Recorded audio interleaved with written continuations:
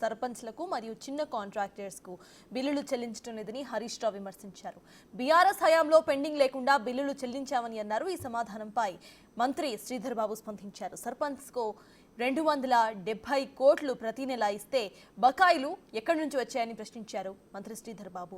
బకాయిలు గత ప్రభుత్వం తమ నెత్తి మీద పెట్టారని అన్నారు. వీటిని వీలైనంత త్వరగా క్లియర్ చేస్తామని అన్నారు శ్రీధర్ బాబు.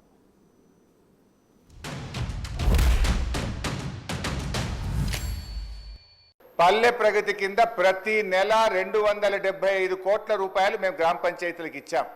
పల్లె ప్రగతి ప్రారంభమైన తర్వాత 3,300 కోట్ల రూపాయలు 3,300 కోట్ల రూపాయలు మేము గ్రామ పంచాయతీలకు ఇచ్చాం. ఒకవేళ మీరు ఆ పద్ధతిని కొనసాగించుంటే నెల 275 కోట్లు ఇచ్చుంటే ఇవాళ ఈ బకాయిలు ఉండేటియే కాదు అనేటువంటి విషయాన్ని మనం చేస్తా ఉన్నా. ఇవాళ కాంగ్రెస్ పార్టీ ఈ సర్పంచుల పాలిట పేద కాంట్రాక్టర్లు ఎంపీటీసీలు జెడ్పీటీసీల పాలిట ఈ హస్తం గుర్తు భస్మాసుర హస్తమై కూర్చున్నది. ఇవాళ వాళ్ళ ఉసురు పోసుకుంటున్నారు.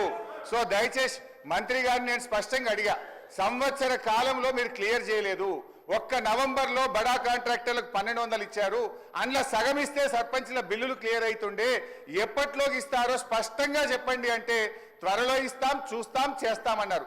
ఏడాది అయినాక కూడా చూస్తాం, చేస్తామనేటువంటి మరి బాధ్యతారహితమైన సమాధానం మంత్రి గారి నుంచి వచ్చినందుకు ఈ సభ నుంచి మా తీవ్ర నిరసన తెలియజేస్తూ వాకౌట్ చేస్తున్నాం. ప్రతి నెల 270 కోట్ల రూపాయలు రిలీజ్ చేసిన తర్వాత బకాయిలు ఉంటాయి అధ్యక్ష.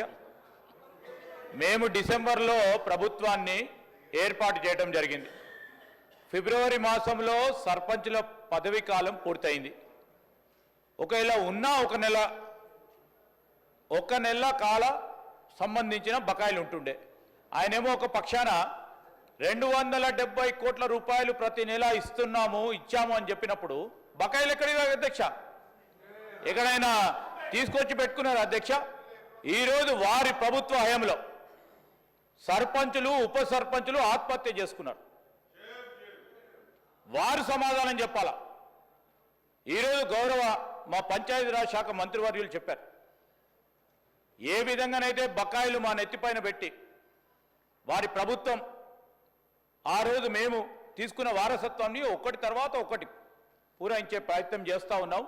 ఈరోజు కూడా సర్పంచులకు కానీ ఎంపీటీసీలకు సంబంధించింది కానీ జెడ్పీటీసీలకు సంబంధించిన ఏవైతే బకాయిలు గత ప్రభుత్వాలు ఇవ్వకుండా పోయినాయో ఒకటి తర్వాత ఒకటి పూరించే కార్యక్రమం చేస్తూ ఉన్న సందర్భాన్ని ఈరోజు మరొక్కసారి మా గౌరవ సర్పంచులు మాజీ సర్పంచులకి ఇతర సభ్యులకు కూడా మేము మీ ద్వారా తెలియజేస్తా ఉన్నాం అధ్యక్ష.